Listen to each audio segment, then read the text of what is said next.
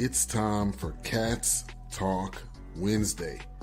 Small town and big city joined forces. Vinny Hardy of Lynch, Kentucky, and Terry Brown of Louisville, Kentucky, team up to give you free-flowing, laid-back sports talk. Focus on Kentucky Wildcats, as well as pertinent information in the NBA, NFL, and Major League Baseball. What's going on, everybody? Good Wednesday evening. My name is Vinny Hardy. Welcome into Cats Talk Wednesday.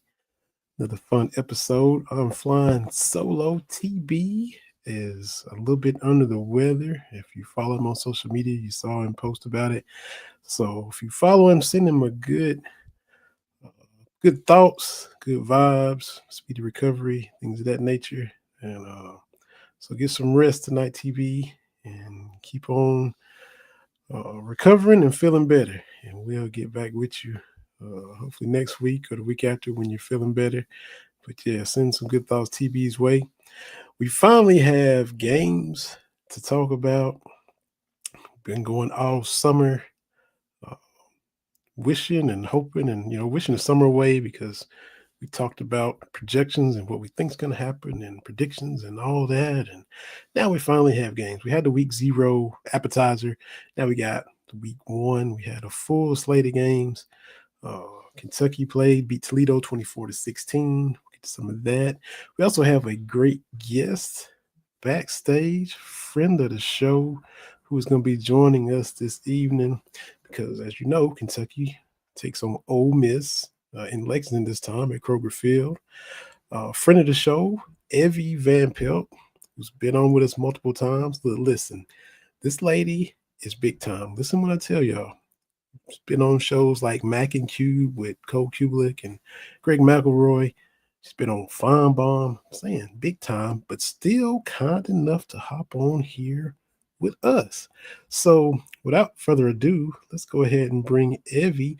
Remember, look, I was so goofy last time. The first time I called her Evie and kept calling her Evie over and over, and she's still kind enough to come back, even though I kept mispronouncing her name.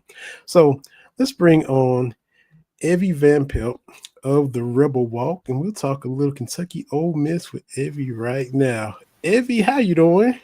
Hey, I'm doing great. You know what? You were right last time. It is Evie. Oh Lord, now like Adam and Evie. Yeah. See, I called myself correcting it and messed it up. Okay. Yeah, no, that's okay. And thank you so much for that lovely introduction. I feel like I'm very fortunate to get to be on your show. So thank you so much for letting me come on. Man, well, we appreciate you. Like I said, I listen to a lot of Kentucky, sports talk and stuff like that, but I'll branch out and listen to other SEC stuff and put on Jocks, and there you are on Mac and Cube and see you on Fine Bomb and all that good stuff. So you're a very deserving guest, and they know they're getting a wonderful, knowledgeable person when they have you on their shows. Well, you are too kind, and I will tell you, Feinbaum, I think he was just reaching to try and find somebody to talk about Ole Miss at media days, and I happened to be in the right place at the right time, and I was so nervous, I will admit. So there you go. But I'm nervous every time. I'm nervous now. I'm nervous every show I go on. So there you go. I understand. Now I'm not quite to your level, but I was saying the same thing. I was on Fine Bomb a couple of months ago, but it was I call it the B team edition because Paul was on vacation, so they had a guest host, and it wasn't on TV, but it was still on ESPN radio and all that. But it was Fine Bomb, and I was nervous like you. And I said the same thing. I said, I guess all the other Kentucky media members, their cell phones must have all been dead at the same time or something. They just had to scrape the bottom of the barrel and call me. I don't think that. I think you've been doing this long enough. They know. They knew you knew everything about Kentucky. So I think maybe I'm the only female on the Ole Miss beat. So maybe they just thought we'll try something new. I don't know, but anyway, it was fun, and I love SEC Media Days. A lot of people I know in the media don't, but I love it just because it's the kickoff of SEC football in my mind. It's like we're almost there because it has been a long time since December and January. I don't know about you, but I feel like we haven't played in forever. Yeah, yeah, and you think as soon as it ends, you're glad that you're not ripping and running as much, but you can't wait for it to start back, especially when you get into the summer or after March Madness is over, or you get to that point, you just got baseball and golf, and you're like, oh, I can't wait for it to get back. So, Oh, isn't that the truth? So we're back, and unlike last year when Ole Miss played four non-conference people before they got to Kentucky, and those non-conference games did them no favors, and so they ran into a very determined buzzsaw against Kentucky last year in Oxford, got beat, I think, what, 20-17 at home with that, probably I hate to I don't know if I want to say the best roster Ole Miss has ever assembled, but maybe so. I mean, that defensive line they had last year, I think that will go down. I mean, four of those guys made NFL teams. Four of the starters on the defensive line. So I just think it was a phenomenal team. Jackson Dart, drafted in the first round by the Giants, mhm. and so that was a real big win, I think, for Kentucky. And I tell you what, I've heard Lane a couple of times mention preparing in the off season for this game. So I think it means a lot to try and come back and get a win after last season. I mean, frankly, I feel like that Kentucky game, that SEC third SEC loss, I think that kept them out of the playoffs. I mean, they lost to LSU, and then Florida was the last one. But I mean, that Kentucky game, I mean, you know, that that cost them a lot. Yeah, and it's you know like Selection Sunday for the NCAA tournament. They have all the teams, and they put up their profile, and they'll have the good wins, and then they'll have the bad losses. That's no way around it. That was a bad loss for Ole Miss, and like you said, it was the one. Kentucky was 1-7 in the conference. That was the only Uh, win, so it was. I yeah. know it's just got to be just killing Oh, Lane and everybody in Oxford that like we lost to Kentucky, well, and and that the thing is, I mean, I think Ole Miss fans, if they know anything about football, they've got to always have respect for Mark Stoops' defenses. He knows defense, and I think they did a very good job. They held that offense to 17 points last year. That was pretty impressive. And I mean, I know Kentucky, that was the only SEC game they won, but didn't they give Georgia a pretty good run for their yeah, money? I think, weren't they tied late or something? yeah, So, they I lost mean, 13-12.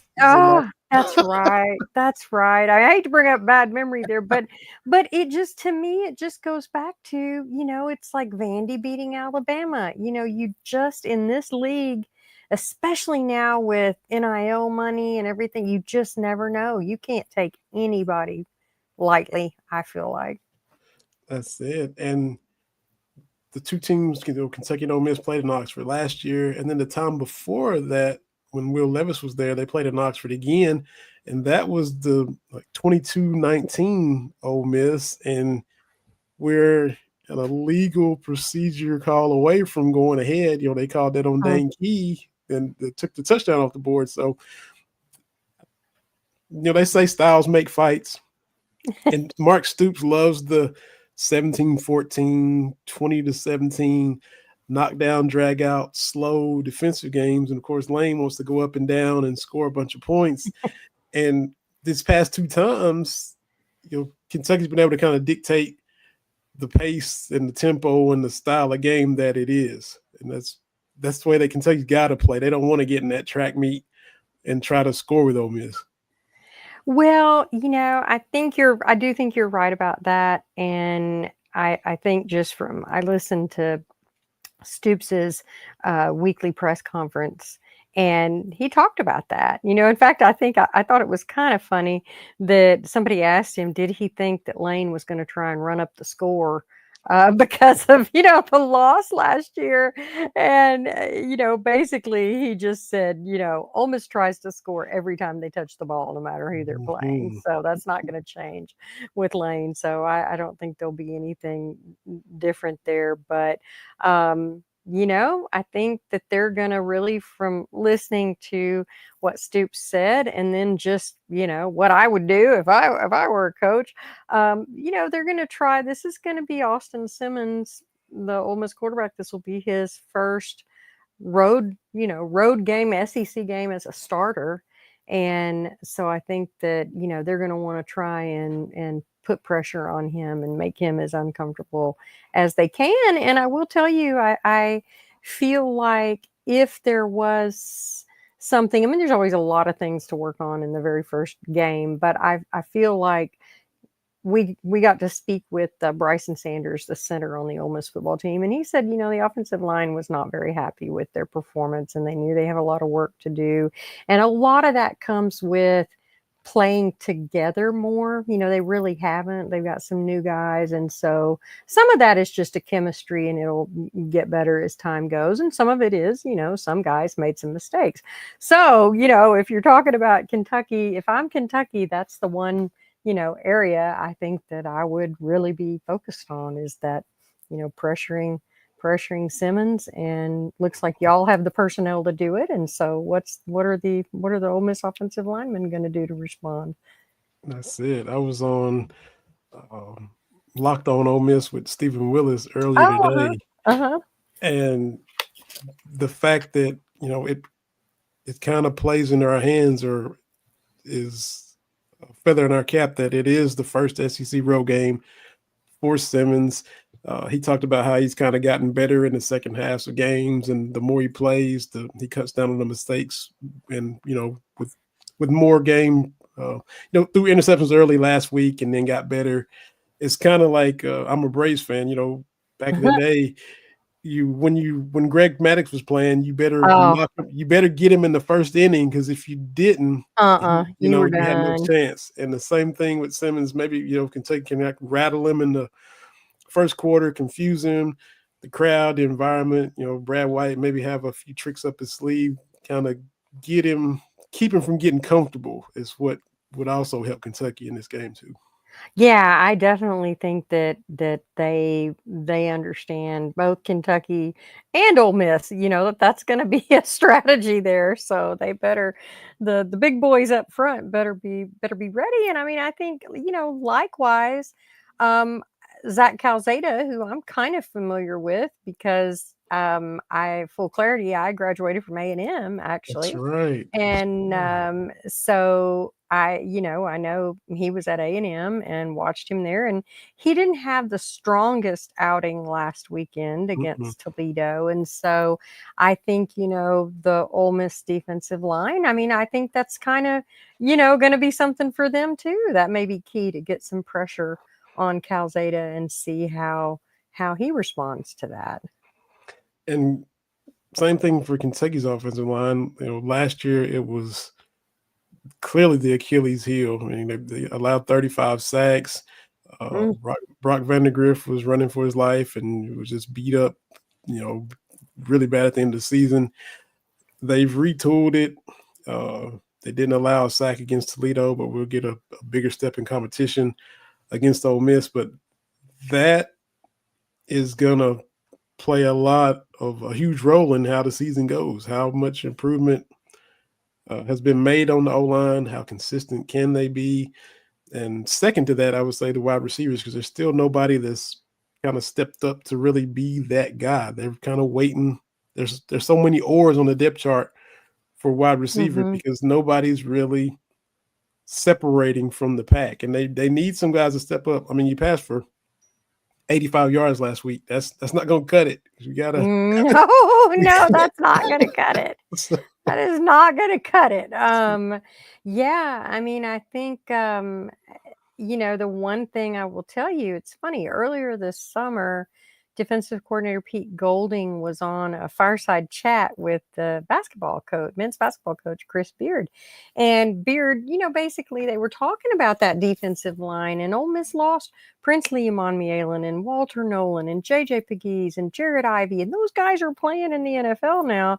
And so one would think, man, you're going to have a drop off there, just a natural drop off. And Golding in that fireside chat said, I don't think so. I don't think we're going to have a drop off. And so from kind of what we saw, I mean, they brought in a couple of transfers, Deshaun Womack from LSU and Princely Imonmielen's little brother, Prince Will Imonmielen. So brought him in, and they returned Centurion Perkins, who I think is just going to go off at any time. I mean, he's just such a phenomenal athlete. But it was interesting. Golding said, we did not bring in via the portal any interior defensive linemen. We felt like we've got our guys. They had guys behind the aforementioned NFL guys, Will Eccles and Cam Franklin and Xavier Harris, who you may have seen. If you haven't, I'll tell your viewers, against Georgia State, he got an interception, a big 6'8", 330-pound defensive tackle, and he got an interception, and he was running. He said he was running for the end zone. Now, he didn't get there, but he was running. Then Ole Miss has a basketball goal on the sidelines where you get to dunk, I guess, if you do something exceptional. And he dunked and literally broke the goal in half and fell to the ground. So that, I don't think that goal, I don't think the 330, I don't think it has a weight limit that reaches that high. But anyway, so it's funny because all last season I kept thinking, man, when this defensive line leaves, how do you ever put out a group that can match that? But in Pete we trust, Rebel fans say. So I think that's good. I think that last year, one thing that hurt Ole Miss against Kentucky in the secondary, had a couple of little, I think didn't Kentucky have a 4th and long and ended up converting. I mean, it was just kind of crazy. But Ole Miss did some good work in the transfer portal with defensive backs, and they got a transfer from Auburn, Antonio Kite. They got a transfer from South Alabama, Ricky Fletcher, and those two guys are starting. They got Sage Ryan from LSU, and he's a safety. And I mean, honestly, I feel pretty good about the secondary. And then the linebackers. I mean, they returned TJ Daughtery, the green dot guy, and they've got Jaden Yates, who's doing well. So I feel like the defense, the Ole Miss team only returns 2 starters on offense and 2 on defense. I mean, to me, that's crazy. Only 4 starters total on offense and defense. So, but I'm not worried about that defense. And the offense, I think with the offensive line, it just takes a minute. They just got to get some reps out there with each other, and they had some injuries throughout camp, like everybody does, that just kind of limit your ability to get reps with one another out there. I will tell you, I think Ole Miss may have a ground game this year. They struggled last year, but I think that may be something to watch also. That would definitely make them even more dangerous. I guess with all the guys leaving, and then Golden still feeling good about what he had, that just kind of speaks to the depth and the development that he's not really worried about having to replace all the talent that he lost, I guess. I think so too. I mean, that was one of those moments where when I was watching it, I just kind of sat up and took notice of that because, Golding is certainly not a sunshine pumper. He's not going to come out there and blow smoke up your skirt and just, oh yeah, we're great. I mean, so that made me take notice when he said that. So I think he has a lot of confidence in the defensive line, and Randall Joyner, the defensive line coach, does a phenomenal job. A lot of those guys who went on to the NFL, I recall last year at Ole Miss, Jared Ivey, Princely, talking about all that they were learning there under Golding and specifically under Joyner, whether it was hand position, hand movement. I mean, just down to the tiniest little things. So, and I think you see, it paid off that they all were drafted and made the 53-man roster of NFL teams. Yeah, I saw Xavier Harris dunk and break the goal. I didn't see why. I remember from watching last year, you guys had to go and dunked against us during the game last year. So Oh, I look saw how that turned out. Yeah. I saw him, break the goal, but I didn't see the play. But him at 6'8", 330, if I he mean, does a loop or a stunt or something, he's gonna run into a guy that's actually yeah, his size and his Shiaj size. Pete. Yes. Probably the two biggest guys on the field by a long shot. Man, that's gonna be like, I don't know, the Clash of the Titans or something going up against each other because Godzilla and King Kong or something, Yeah, I yeah. mean, that's gonna be something else. One thing about Xavier, he has 6 career blocked kicks, and he's just Mm. one short of the SEC's all-time record. Oh man. And so, he's a great interview. He's a funny guy. And, they asked him, was he aware of that? And he said, well, yeah, actually he was aware of that. And, he wanted to go ahead and get like 3 more. Yeah. So we'll see, what happens there. But he was, I think, pretty shocked when when he got that interception. And that was big boy running. Exactly. I hope I mean, I like the way he thinks as far as going after that record. I hope he doesn't get any Saturday, but in the next 10 games, have at it and shatter that record, man. Then he can. Yeah, yeah. I know what you're saying. I hear you. Just he had a blocked field goal he blocked against Texas A&M a couple of years ago. It was the difference in the game. It was late in the game, and A&M was driving, and he reached up and got his big old mitt on it, and the rest is history. But I mean, he's done it against some good teams, so we'll see. But he's just, it was funny. Now I will tell you this: he said in the press conference yesterday that the mentality going into this year's Kentucky game is, he said, it's a whole different vibe. He said Mhm. last year it was okay, but this year we're ready. We're going to bring the fight to them. So we'll see Yeah, if how that goes. I mean, that's big talk there, and we'll see if how that pans out there. that's it. It's funny that both of these, like you said, Clash of the Titans, both of these big guys are big personalities. Shiaz is from the Navajo Nation. He's Oh, I didn't trans know that. Yeah, and he's really philosophical in his interviews and the deep thinker, and uh, so the fans already love him. And then if he's as introspective and quiet and thoughtful as he is off the field, if he gets out there and starts pancaking guys on the field, he's going to be the Oh, fan favorite immediately. But oh, it's absolutely. it's so funny that both of these guys are big personalities, comfortable in their skin, and such great interviews. That's really neat. Yeah, that's what I think. Somebody asked him, "What's the key to blocking kicks?" And Xavier said, "It's simple. Just go get it. That's all I gotta say. Just go get it." And I'm like, I like his mentality. So he's a positive guy, and laughs a lot, and then is all business out there. So those two, that's gonna be a fun matchup. You're right. Yeah, sure will. Sure will. Now, you being an Aggie alum, do you still watch them closely? You run the Rebel Walk. You founded it. You cover Lane Kiffin and Chris Beard and Xavier Harris. Our guy Travis Perry is down there now on the basketball side.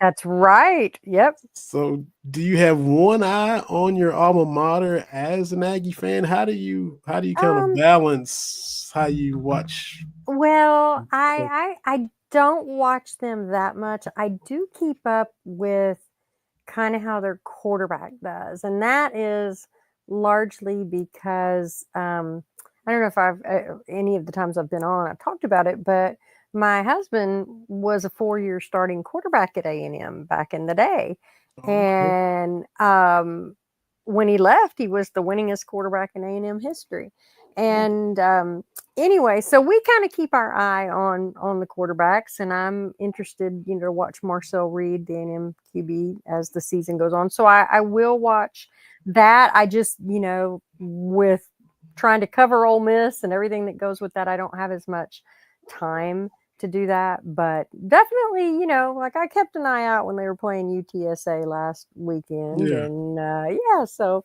I keep an eye out. But to be honest, I don't know. This is one thing I notice about the SEC. When A&M was in the Big 12 before they came to the SEC, um, it's in the Big 12, it's just kind of different. Like, I don't feel like I don't feel like there's the level of hate that there is in the SEC for Right. each fan base.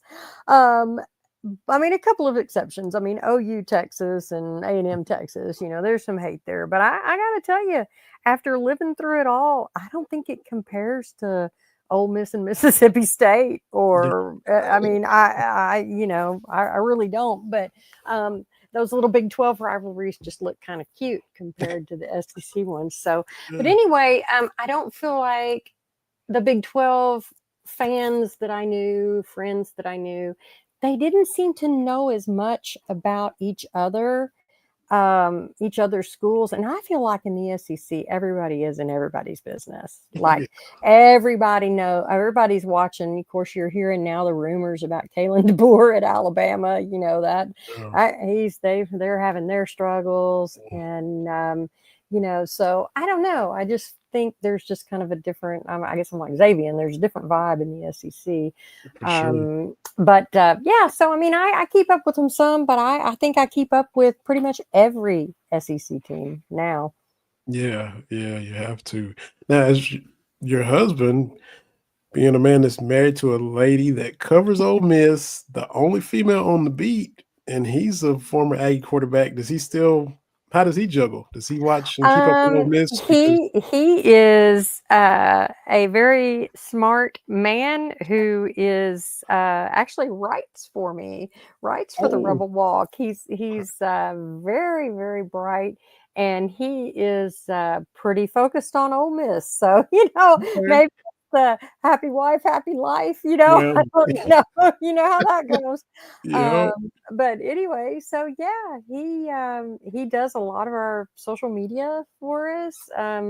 He does articles of, we'll as we get going, he does a QB film room where he'll kind of break down the QB's performance each game. So I'm looking forward to that. But yeah, no, he's all in right now with Ole Miss. Oh, that's awesome. That is awesome. So for those of us who didn't attend A&M and maybe haven't been to College Station, Kentucky's been down there in basketball only once in football, and A&M still hasn't been to Lexington in football, which is crazy. Which this 9-game deal will alleviate Yes. that soon. But describe it for the outsiders who like, man, the Oh, yelling and the collie oh. dog and the how the I, make it explain it. it's so funny because so many people, I think, mainly use it as a pejorative. They're a cult, and they Yeah, really are. It really is kind of a cult. It's kind of like the A&M fans always say, from you can't explain it. From the outside looking in, and you can't understand it. From the inside looking out, you can't explain it, and it is, and it's funny though. My husband he's from Louisiana, and he was the Louisiana Offensive Player of the year he graduated and was recruited to A&M. And actually, he's still the youngest starting quarterback ever in NCAA history. He was 17 years old his entire freshman year at A&M, and he played. He didn't turn 18 until December 24th. So he played his entire freshman season in the Southwest Conference as a 17-year-old. But yeah, I mean, the one thing he didn't know, and he hadn't been to A&M. The first football game he saw at A&M was the one he played in, like, his first.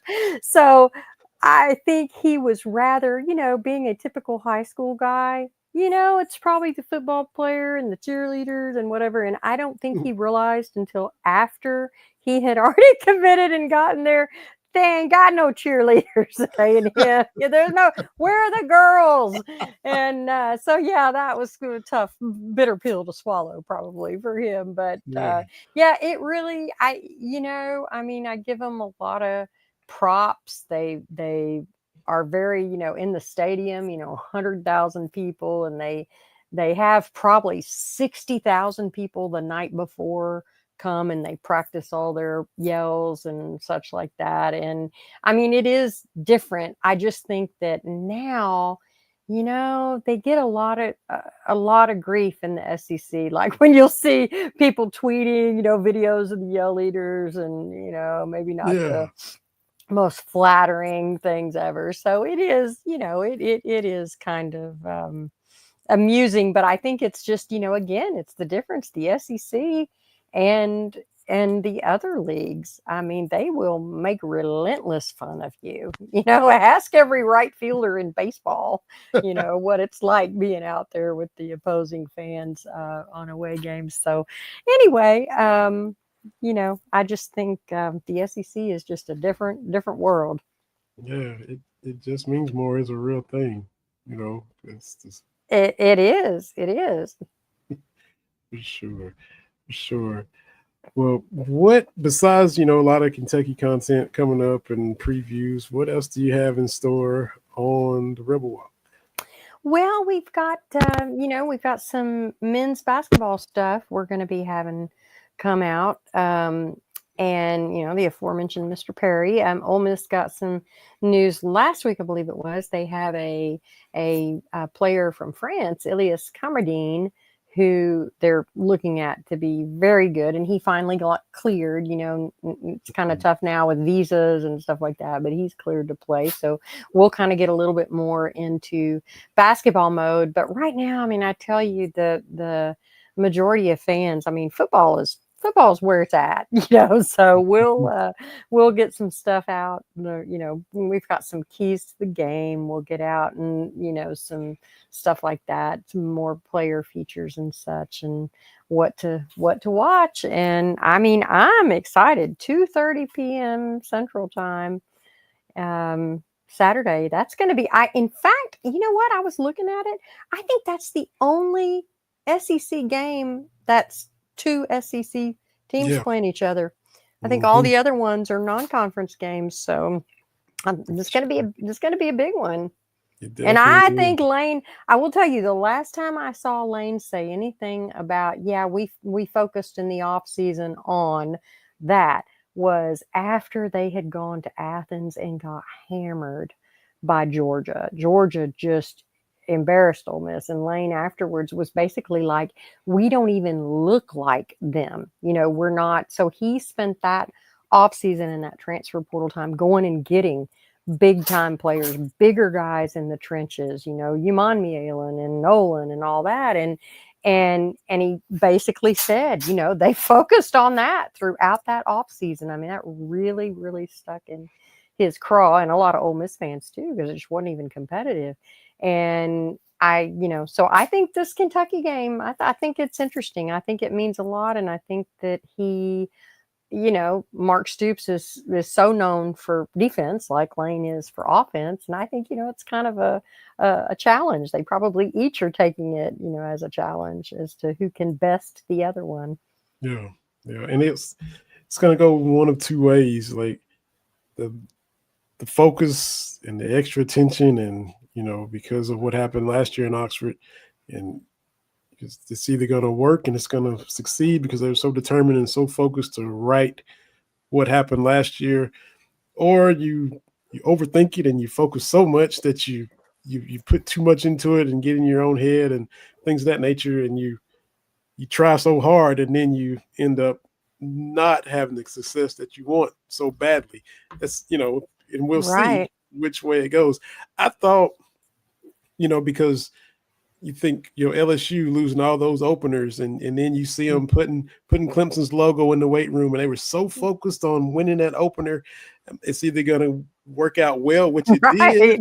or it was going to be they put so much focus on it and just got so consumed by it that it ended up not working out. But they were able to dominate in the second half, and all that focus paid off for them, and now they're not starting 0-1 like they had been for the past 5 years. Yeah, I know he was happy to get that off his around his neck, Brian Kelly. And but you bring up a good point, because they spent so much time gearing on that game and starting, is there going to be any letdown? I mean, Yeah, I think they'll be fine this coming weekend, but you just never know. But one thing I've been pretty impressed with Kiffin and the Rebels and his staff, and he's got a lot of former NFL coaches and player personnel people on the staff, and they're very, very, very business-like and NFL mindset. And I think that,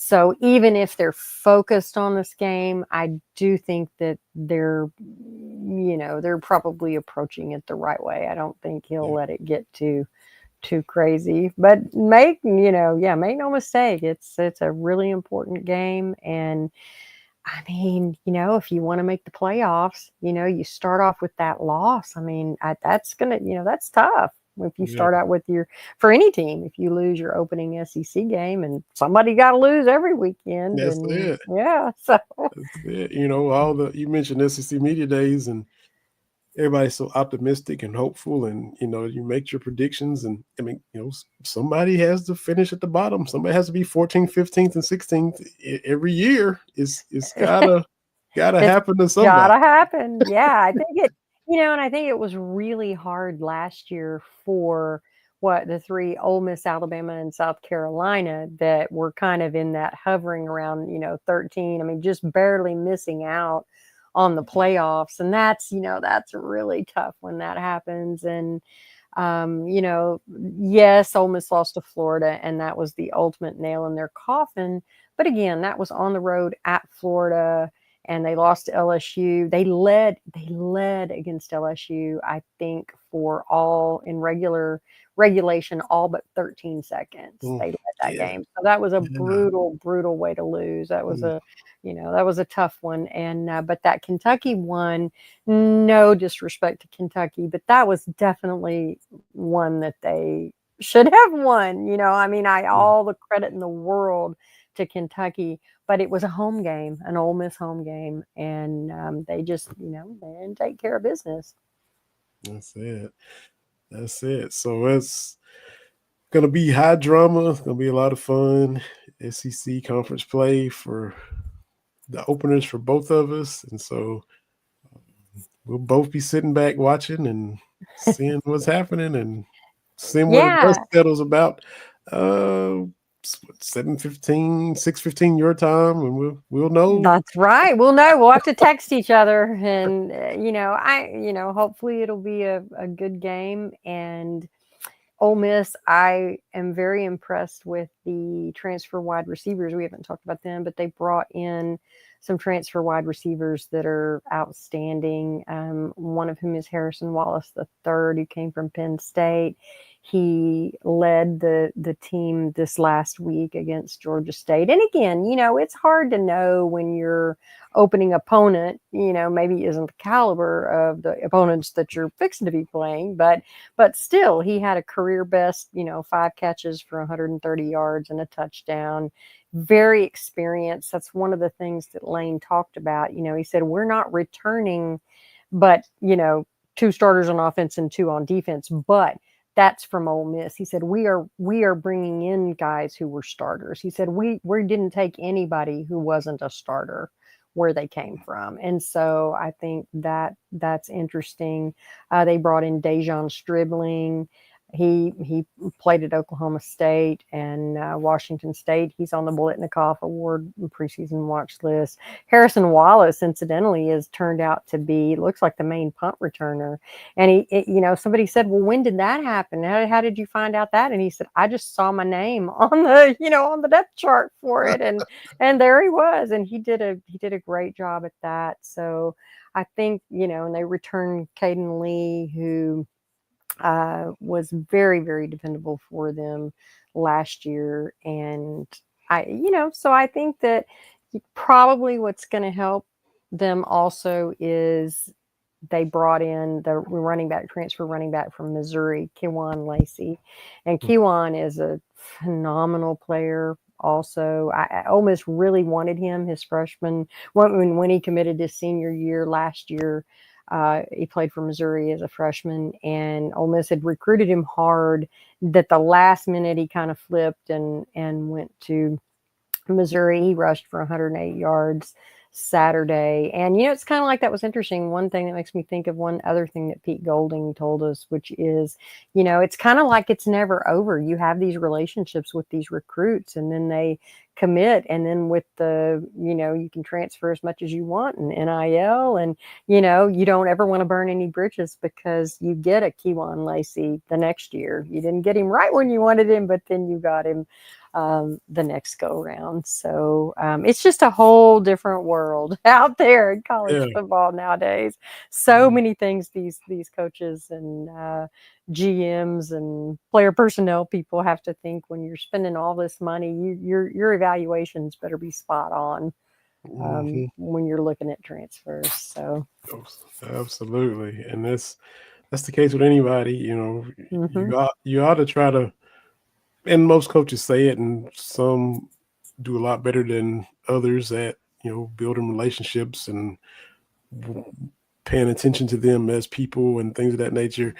But the aspect of, like you said, if you don't get him coming out of high school, maybe a year or two down the road, you can, if you still have that connection, or like Travis Perry, for instance. Ole Miss was right. in the mix, and now he transfers. And Chris Beard didn't get him out of high school, but here he's coming to Oxford. After his first year at Kentucky. Wandale Robinson from Kentucky went to Nebraska. Couple years out there, transfers back to Kentucky. Now he's up there in New York with your guy Jackson Dart. So that's right. The second time around, if you're not, don't be a jerk if you don't get them initially, and because down the road you still might end up being able to coach and play together. So like you said, that's the way the world is now. Yeah, and I think these guys, they've got to go where they feel the most comfortable and what makes the most sense for them, their families. And sometimes you get someplace and maybe it isn't, maybe they're not running the scheme you thought they were going to do, or whatever. I mean, my husband, like I say, was the offensive player of the year in Louisiana his senior year and was a heck of a passer, and he got to A&M and Emory Bellard ran the wishbone.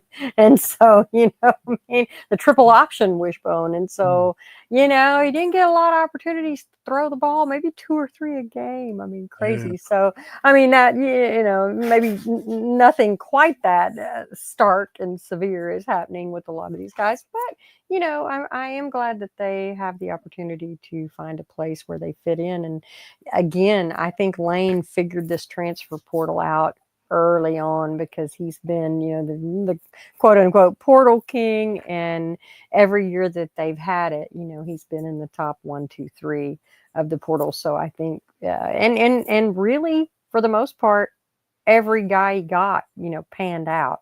So I think, again, it comes down to really at the micro level of having good evaluations. I mean, watching these guys, and they're not, like he says, they're not taking somebody who wasn't playing. They're seeing, they're finding a lot of game film. You get a Walter Nolan, I mean, you kind of know probably what you're able to get there, but still, I think they've just done a really good job, and it looks like they have again this year, and especially with these wide receivers. I'm really looking forward to seeing how they do this year. Yeah, Kentucky's definitely going to have their hands full in the secondary, which is right now the strong point of the defense because there's been a lot of, Stoops kind of, you go 4-8, you got to turn the roster over. So Kentucky's got 50 new guys coming in, but Wow. it's even though it's experience, it's still new at Kentucky. David Mm-hmm. Gusta on the D line from Washington State. Sam Green, middle linebacker from Marshall. Secondary has the most continuity as far as Ty Bryant and guys there for a while. So they're gonna have to be the ones to kind of carry the load until everybody else gets up to speed. In years past, it was the front seven kind of keeping things in order until things got lined out on the back end. Well, this time it's the back end's got to do it until everybody kind of gets on the same page up front. But that Ole Miss receiving core is going to be a handful for all the DBs. Well, and again, I think that goes back to Stoops knows very well the tempo game that Ole Miss likes to play. He has a strategy for that, how to handle that, and wants to, again, maybe try and take advantage of a younger quarterback making his first start on the road. Um, I will say though, it's Simmons, as young as he is, he's just 19. Um, this is his third season. He's starting his third season in the program. So, he's been there behind Dart and knows that playbook. He's such a smart kid. I'm sure you've heard this. He's already graduated from Ole Miss at 19. He graduated in May. He's a really bright kid. Lives in that playbook, knows the playbook. So it's just going to be, how do they all put it together? And I'm sure it's going to be very loud there, and we'll see how it goes. But yeah, I think it could be a really, really good game. And Stoops, isn't he like the longest tenured SEC coach He right is. now? And Yeah. yeah, I mean, so now what gets me is Calzada is in his 7th season of college football. So, I mean, I don't think he'll have any nerves about anything because he's been Yeah. there and done that. Yeah. So, He really has. yeah, I think it's definitely going to be a challenge for, for both teams. So, really looking forward to it. That's it. So whoever can dictate the style of play will probably win. And if Ole Miss jumps out to an early lead, Kentucky's not really built to come back the way they play. So that'll play in the hands of Ole Miss. But if Kentucky can slow it down and basically the recipe carbon copy of what happened at Oxford, keep it that low scoring, 10-7. Mm-hmm. Everybody in Vaught Hemingway had to be like, what is going on in the third quarter? What is going on? But Yeah, exactly. that ugly, grimy, gritty, dirty kind of game is where Stoops likes to play. And it's like in the same thing in basketball. Mark Pope in Kentucky want to play fast. They want to shoot 33s, want to get up and Right. down. And Chris Beard wants to, be a little Yes. physical and rough you up a little bit. And Defense, yeah, defense. so Yeah, hold you to under 55 points or something. yeah. So, So it's the yeah, I mean, it's and opposite. yeah, and I mean, Stoops, that's why I think this matchup is so intriguing to me. Stoops, he had the blueprint last year. I mean, he left with a win and it worked. So, it's going to be interesting to see how that goes this year. So Lane ought to know what it is that, Stoops is planning to do. I'm really interested to see the Ole Miss tight ends. I think that's going to be a little bit different this year. Ole Miss has some really, really strong tight ends. Daquan Wright, 6'4", 255 pounds. We've got Caleb Odom, who is a transfer from Alabama, 6'5", 235. Now interestingly, he played tight end in high school, went to Alabama. They made him a wide receiver. And now that he's at Ole Miss had a few injuries and they moved at tight end, and they moved him to tight end, and he's another strong one. So I'm really. They also got Arkansas tight end Luke Hass, but he's been injured. I'm not sure exactly. Lane hadn't told us, when he'll be available to play, and I think the first SEC availability report comes out tonight. It doesn't come out for non-SEC games, so this will be the only one, and I think it'll be Wednesday, Thursday, Friday. We'll kind of get to see maybe an idea of who is going to be able to play, but the tight ends may play a role in this game. They sure could. They sure could. Well, it's been fun talking with you about it, and we always enjoy having you on. Always an honor to have you. So enjoy the game, everybody in Oxford, and we always enjoy your coverage of everything at the Rebel Walk, and no doubt the Rebel fans do too. So continued success to you and your other half. Also, you're the better half. You and your other half. Thank you. I appreciate it. I was so excited to get to come on. I enjoy it. Every time I get to talk football with you, I could talk football with you for hours. So, maybe we might have to have a recap show or something. I don't know. Yeah. Although one of us might not be happy. So one of us might not want to talk about it. I don't know. That's how it goes. That's how it goes. And then right around the corner, Ole Miss will be coming to Lexington in basketball. Basketball, I'm excited about that. I may have to be there right for that. now, but right around the corner is basketball. So we have to get together and talk about that too. So. That's right. Well, thank you so much again for having me. I really appreciate it. Man. We appreciate you, Miss Evie, and everybody check her out, The Rebel Walk, on Twitter at The Rebel Walk and therebelwalk.com for all things Ole Miss. That's where you go. Thank you so much. Thank you so much. Yes, ma'am. Evie Van Pelt, friend of the show, even though I keep messing her name up, Evie. So Evie Van Pelt at Ole Miss Evie on Twitter at The Rebel Walk.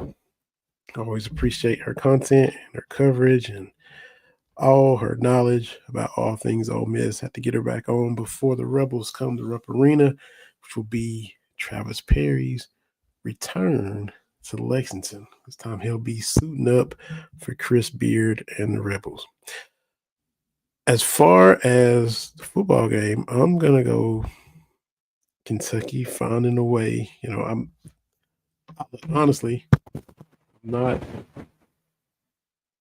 real optimistic as far as the full 12 game schedule. I hope they prove me wrong. Schedule is brutal. They said all the right things as far as getting 4 and 8 out of their mouth and putting it in the rearview mirror.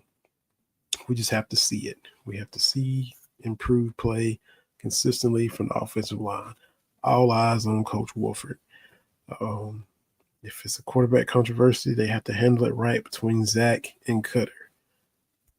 No pressure, like I said last week with Kyle McClellan. They have to figure out, no matter how it goes, how to handle it properly. But even if this season doesn't go well from a win-loss standpoint, if it is 5-7 or something like that, I still think Ole Miss will be one of the 5, just because of the styles makes fights situation, and Kentucky's knockdown, drag-out style has been successful in slowing down Ole Miss's high-flying, light up the scoreboard, score at will, explosive offense. As we talked about extensively with Evie, 20-17, Kentucky wins at Oxford. The game before that in Oxford, Ole Miss won 22-19, and Dane Key's go-ahead touchdown was taken off the board. That should have been, from our perspective, a 26-22 Kentucky win. Keeping Ole Miss in the 20s last year, keeping them in the teens. Simmons has been there in the program for a while, but this is his first start in the SEC. So Kroger Phil, you need to be as hostile as possible. Don't let that young fella get comfortable and get in a groove. Make it as unnatural and uncomfortable for him as possible. The defense on the field, the crowd, Brad White dialing up different looks, try to keep that kid from getting in any kind of rhythm at all. Think Kentucky finds a way to win like 23-17, and this playing into the hands of the young quarterback. There's going to be a turnover or a scoop and score, something like that. Kentucky gets 7 points that way. Got a good field goal kicker, 3 field goals, and then offense comes up with 1 touchdown. So we got a offensive touchdown, scoop and score, pick 6, defensive touchdown, 3 field goals. There's our path to 23 points. It'll be enough. The defense comes through again and shuts down the Rebels for like a 23-17 win. Kentucky's 2-0. Momentum to keep the season going in the right direction as you head into tougher SEC games going forward. So maybe they can prove us wrong. Maybe they will surprise everybody from a win-loss standpoint, even though the schedule was brutal. We're going to find out very, very soon. So thanks again to Evie at the Rebel Walk for all things insights on Ole Miss. Looking forward to Saturday, of course. We hope the passing game works. You got to have to pass for more than 85 yards. Calzada is more in sync. It's from the groove. Still need a wide receiver to step up and take hold. Sam will be that dude. We got to step up. All Macklin, whoever it's going to be. Hester got robbed of explosive play Saturday. I can't have 3 straight bad possessions where you just don't get anything. Turnover, interception, have safety, all those things that just kind of made the game just took the air out of the building. Stoops and the staff talked about it. You're in Kroger Field, you saw it. You're watching at home. You're like, it was just a deflating lull, and it just kind of sucked the air out of all the excitement of finally getting to the first game of the season. So you gotta have good offensive line play, better wide receiver play. You got to be able to pass the ball, or else Ole Miss is just going to load up to stop the run and dare you to pass. But you got to make them respect your ability to connect with the wide receivers, especially wide receivers. To the tight ends, you showed you can do that. Show them that you can throw to the wide receivers. Receivers show that you can get separation from good quality defensive backs. That's all you're going to see all year long. They're not just going to let you get open. You got to prove that you can get open. Get yourself open. And then Zach can throw them open. It's all got to work together, as we know. A couple things from the weekend. Lee Corso, the legend, retires, 90 years old. Screw up with him every Saturday. Headgear back at Ohio State for the first time. 95, 96. That's when he did it for the first time. Nobody knew it would become such a phenomenon and be must-see TV. That's what everybody watched for. See which headgear he was going to pick at the end of the show. He picked the home team. But he fake like he was going to pick the home team, pick the away team, just, troll the crowd. He had everybody in the palm of his hand at 11:55, 11:56 a.m. every Saturday for 30 years. They go to Ohio State this past weekend for his final game, picks Ohio State just like he did the very first time. And he was right with that pick. Ohio State beat Texas. He was right with all of his picks. So what a fitting way to go out. It's a legend. It's like John Madden, Keith Jackson, of course, all their contributions to the game. Grew up with their boys. Used to seeing Lee's humor, his takes, his blunt and brutally honest takes.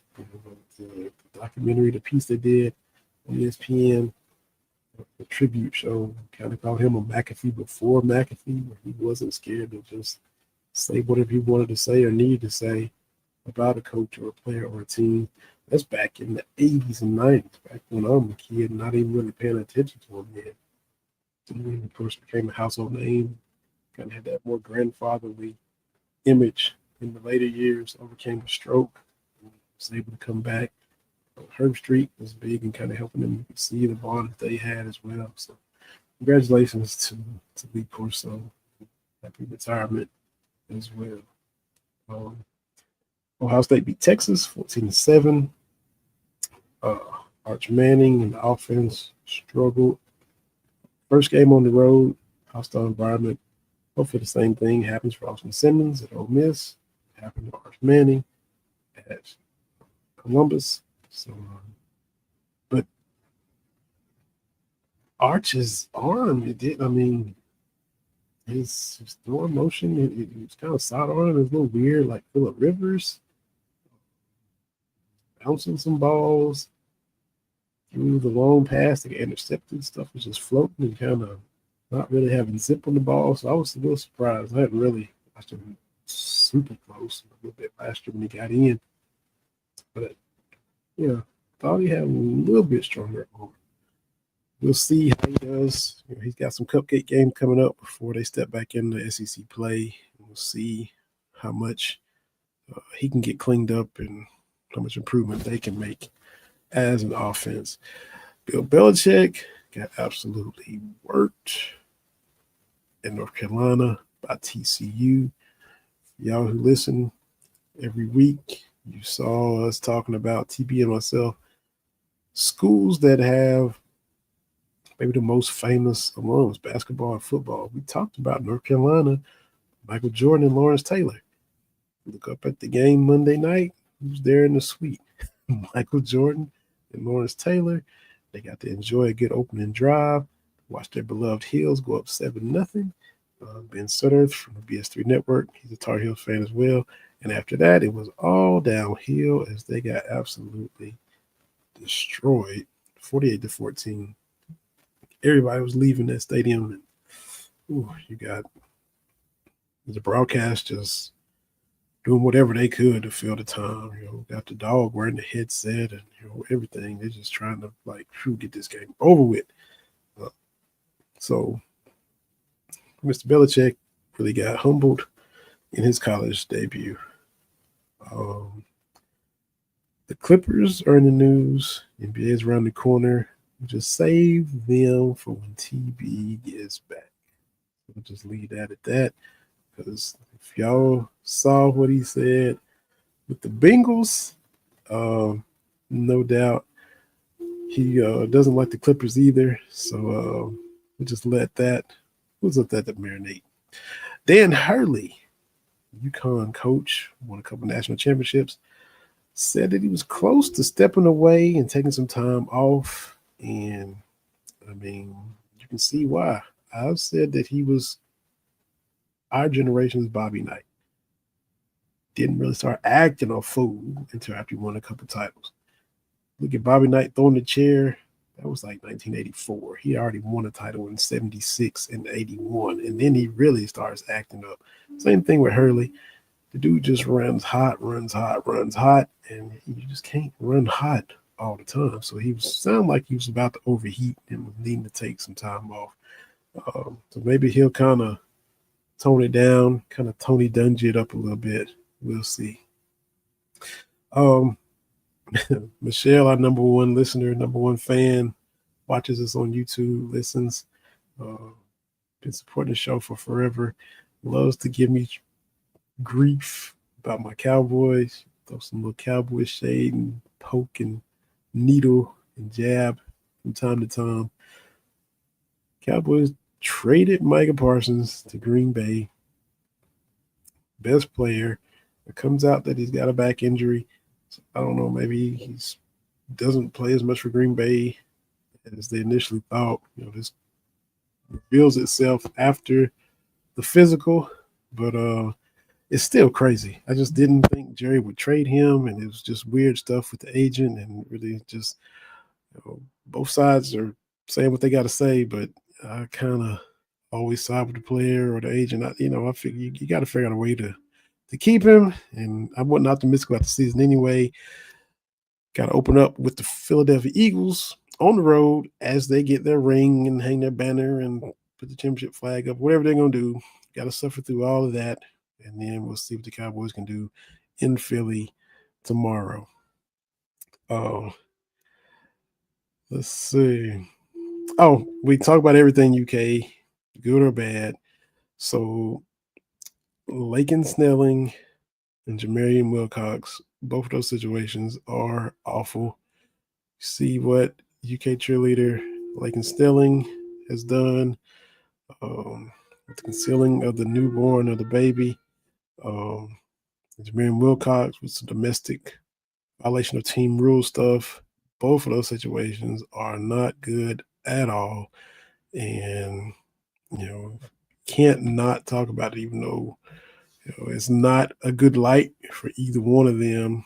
Can't not come on here and not at least mention it, because we talk about everything Kentucky for the most part and try to cover as much as we can. So even when it's not going well, got to mention them. So hate to see both of those situations that are concerning both of those individuals, like Snelling and Jermaine Wilcox. And Wilcox just,